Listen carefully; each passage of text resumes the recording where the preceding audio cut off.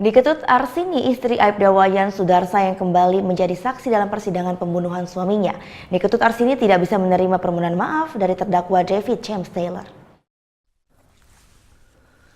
Pengadilan Negeri Denpasar kembali menggelar sidang lanjutan kasus pembunuhan polisi Aibda Wayan Sudarsa dengan terdakwa David James Taylor. Agenda sidang Rabu sore mendengarkan keterangan saksi yang diajukan jaksa penuntut umum.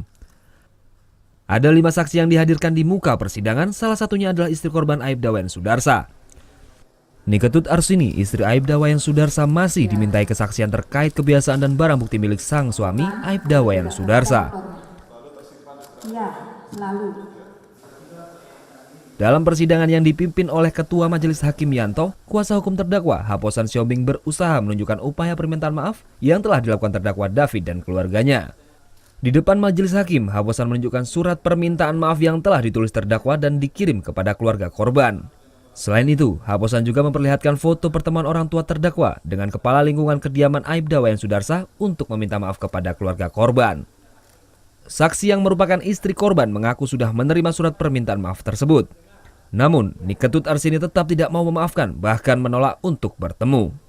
Saya tidak mau menerima siapapun yang datang ke rumah saya berkaitan dengan pelaku. Terdakwa dan kuasa hukumnya mengaku dapat menerima sikap keluarga korban. Karena begitu sedihnya kehilangan keluarga dan itu dipahami oleh keluarga klien kami dan orang tuanya. Karena mungkin kalaupun terjadi itu kepada klien kami dan juga kepada keluarga klien kami, mungkin juga katanya mereka akan merasakan jawaban yang sama yang dari keluarga korban. Jadi intinya klien kami mengucapkan perasaan belasungkawa, rasa duka yang mendalam dan merasa penyesalan. Selain mendengarkan keterangan dari istri korban, sidang juga mendengarkan keterangan saksi dari pemilik dan penjaga tempat kos David, kepala lingkungan Suluban dan polisi yang pertama kali mengamankan terdakwa.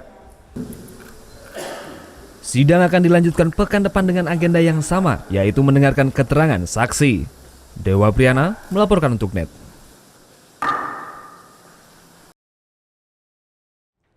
Thank you. Udah selesai nonton beritanya? Jangan pergi dulu dong. Subscribe dulu dan nonton tayangan lainnya di sini. Subscribe, nonton lagi. Subscribe, nonton lagi.